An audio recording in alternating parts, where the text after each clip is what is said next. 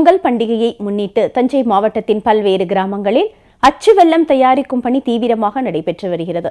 பாரம்பரிய உணவுப் பொருட்களில் ஒன்றான கரும்பிலிருந்து எடுக்கப்படும் வெல்லம் இனிப்பை தருவதோடு உடலுக்கு தேவையான சத்துக்களையும் தந்து நோய் தீர்க்கும் அருமருந்தாகவும் செயல்படுகிறது.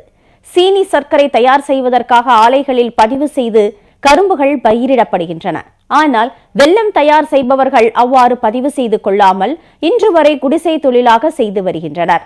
தமிழகம் முழுவதும் வெல்லம் தயாரிக்கப்பட்டாலும் தஞ்சை மாவட்டத்தில் வீரமாங்குடி, தேவன்குடி, மணலூர் உள்ளிட்ட 30க்கும் மேற்பட்ட கிராமங்களில் அச்சு வெல்லம் தயாரிக்கும் பணி கடந்த 35 ஆண்டுகளாக பாரம்பரிய தொழிலாக இருந்து வருகிறது. CO 32 ரக கரும்பினை சாகுபடி செய்து அக்டோபர் மாதம் தொடங்கி மார்ச் மாதம் வரை விவசாயிகள் அறுவடை செய்கின்றனர். பொங்கல் ஜனவரியை முன்னிட்டு அதிகமான அளவில் உற்பத்தி செய்வோம்.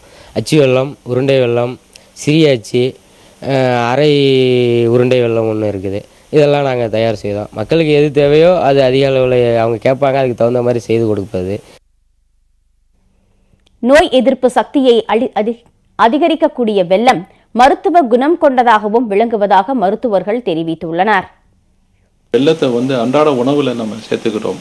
அதாவது பாவக்காய், மாங்காய் போன்ற அந்த உணவுல அந்த பச்சடியிலெல்லாம் அதில் சேர்த்துக்கும் போது ஜீரணக்கோறுகள் எல்லாம் இருக்காது. ஜீரணக்கோறு அதனால தான் முன்னாடி எல்லாம் நிலக்கல்ல சாப்பிட்டோம்னா ஒரு அச்சு வெல்லத்தை கொடுப்பாங்க.